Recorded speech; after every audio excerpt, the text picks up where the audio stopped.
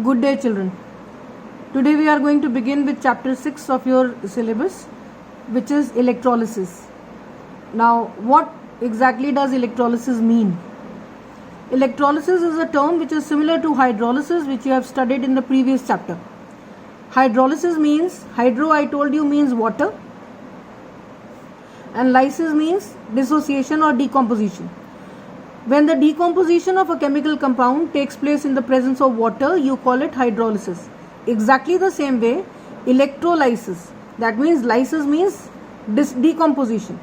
When the decomposition of a chemical compound is taking place in the presence of electricity, then it is known as electrolysis.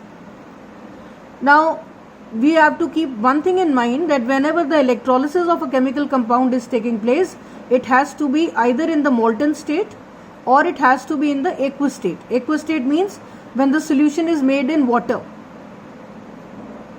Now, to carry out the process of electrolysis, we need to have a container.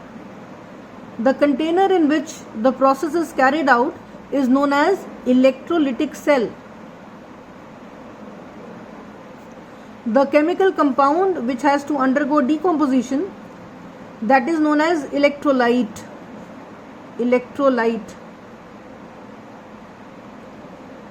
The rods which are going to carry the electric current through them, they are known as electrodes. They are good conductors of electricity and they are known as electrodes. Now, naturally, we need a source of current which will go through the chemical substance. So, we connect the electrodes to a battery. I hope you know that one big line and one small line constitutes a cell, and if we have a number of them, it makes a battery. Now, as a routine, we also put a key in between, and maybe a bulb is also put in between, and then it is connected to the other terminal. Now, this is the positive terminal of the battery and this is the negative terminal of the battery. The electrode which is connected to the positive terminal is known as anode. The one which is connected to the negative terminal of the battery is known as cathode. Please don't remember it like this, that the electrode on the right hand side is cathode and the left hand side is anode. Please see to which terminal of the battery are they connected and accordingly label them. Because you can be given this diagram and you can be asked to label the electrode. So, the one which is connected to the positive terminal is anode, the one to the negative terminal is known as cathode. Now, the electrolyte which is going to conduct the electricity, it has to be either in the molten state or in the aqueous state. If you take it in a solid state, it will not conduct electricity. Now, the electrolyte, I will tell you a little more about electrolyte. Can you compare this to what you have studied in physics about conductors and insulators and semiconductors?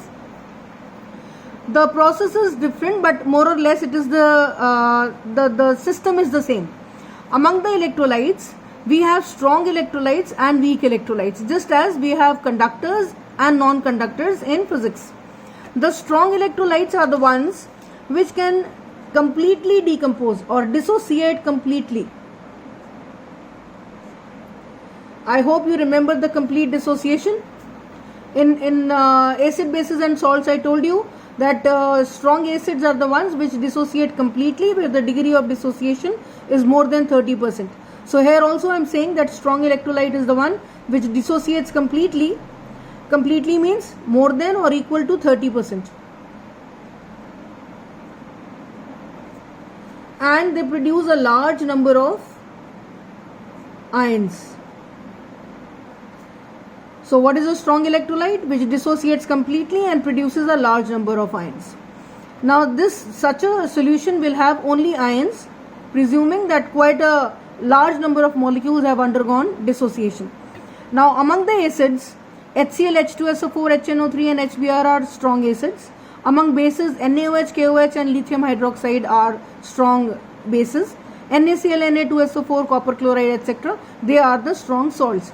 How do we come to know that these are strong salts?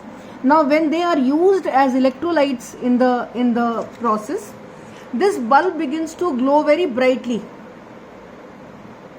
If when we pass the electric current, the bulb begins to glow brightly, the electrolyte is said to be a strong electrolyte. If the glow of the bulb is a little dim, then you say that the electrolyte is a weak electrolyte. And if on passage of current there is no glowing of the bulb at all, then you call it a non-electrolyte. Now, weak electrolyte is the one which partially dissociates or incomplete or partial dissociation. And naturally, because the dissociation is not complete, it will produce few number of ions. So that means when they are used as an electrolyte, the glow of the bulb will be partial, will be very dim. Now, this weak electrolyte will consist of ions as well as molecules. Among the acids, carbonic acid, acetic acid, formic acid are some examples of weak electrolytes. Ammonium hydroxide, calcium hydroxide, magnesium hydroxide are the examples of weak electrolytes, and sodium carbonate, bicarbonate, oxalate and all formates are the examples of weak electrolytes. The non-electrolytes are the ones which do not dissociate at all, and therefore they have no ions, they have only molecules. These are non-electrolytes. The examples of these are pure or distilled water, alcohol, kerosene, carbon disulfide, carbon tetrachloride, sucrose, etc. Now suppose you are given a question that there are three solutions A, B and C. A contains only ions, B has ions as well as molecules, and C has molecules. So what can you say about the electrolytic conduction of these solutions? So this one, because it contains only ions, you will say it is a strong electrolyte. This one has ions and molecules both, so it is a weak electrolyte. And this one, because it has only molecules, it is a non-electrolyte. So this is one way in which the question can be asked from you. So this was regarding the electrolyte. Now regarding the electrodes. The electrodes can be classified under two categories. Once when they are either classified as anode and cathode, and once when they are classified as active or inert or passive electrodes. So these are the two ways in which the electrodes can be classified. Now what is anode? If you remember, I told you the one which is connected to the positive terminal of the battery is known as cathode. The one which is connected to the negative terminal of the battery is known as cathode. Now since the it is connected to the positive terminal, the negatively charged ions will be migrating towards the anode. The negatively charged ions are called anions, and the positively charged are called cations. See, when you are writing cations, you write a plus in between. So that is how you should remember it. So cations are the ones which are going to move towards cathode. Now when these ions they move towards the anode, they donate excess electrons and get oxidized to neutral atoms. So you can be asked the question, on which electrodes does the oxidation take place? So you must remember it is anode. And the cations gain excess electrons from the cathode and are reduced. So where is reduction taking place? It is occurring on cathode. Now this is one way of classifying electrodes, anode or cathode. Now active and passive or inert. Active electrodes are the ones which begin to participate in the process of electrolytic reaction. They themselves begin to participate. And inert or passive electrodes are the ones which do not take part in the electrolytic reaction at all. Some examples of active electrodes are copper, nickel and silver. Inert or passive electrodes are graphite and platinum, iron. These are some of the examples of inert electrodes. Now you've understood about electrolytes, you've understood about electrodes. Now about ions. There are two types of ions, anions and cations. Anions are the negatively charged ions and cations are the positively charged ions. Because they are negatively charged, they will always move towards the anode, and cations will always move towards the cathode. When they will go on the anode, they will lose their electrons and they will get oxidized. So the oxidation process goes on the anode. And here they will accept or gain electrons and they will get reduced to neutral atoms. For example, sodium, which is positively charged, this is a cation, it will accept one electron and form a sodium atom.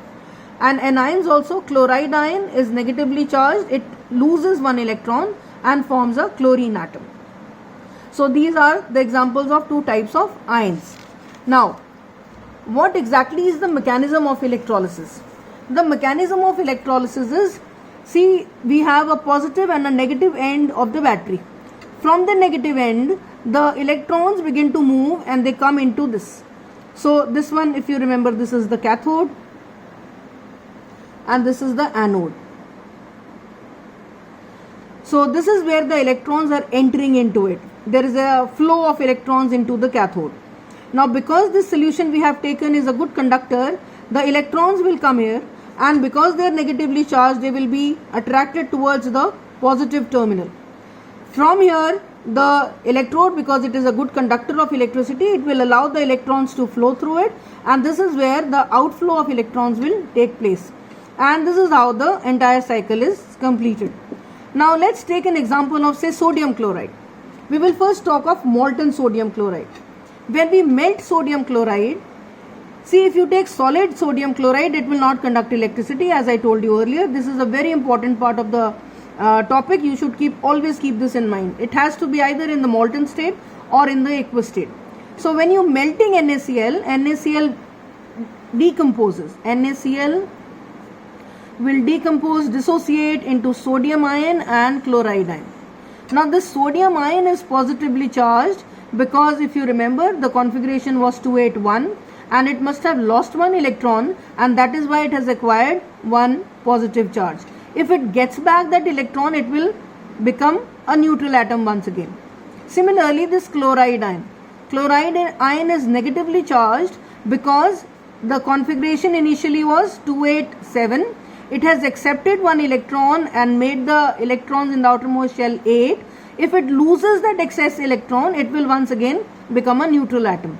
So this is what is going to take place here. Now just understand, if we take molten NaCl, molten in a molten state, and pass electric current, it will break down into sodium ions, chloride ions, sodium ions.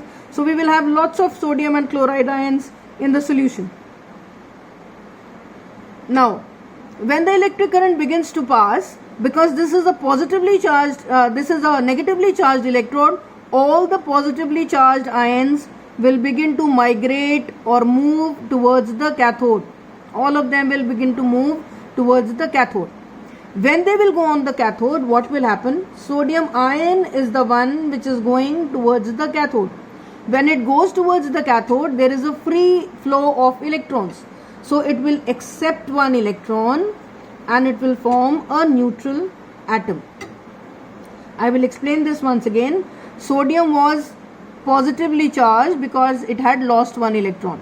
That lost electron is once again accepted by sodium ion and it forms a neutral atom. This happens on the cathode. On the anode,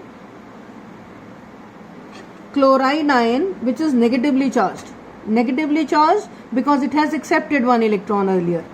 So this one, all the chloride ions, they will move towards the anode.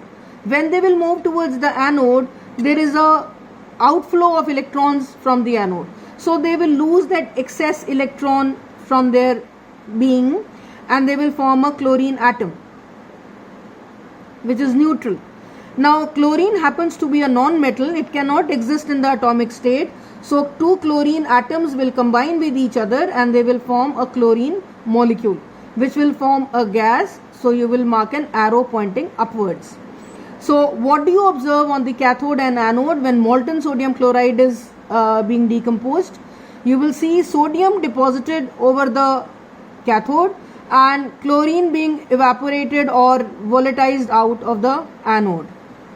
This is what happens when the molten NaCl is electrolyzed. Now that is all for today. Have a good day, children. Stay home and stay safe.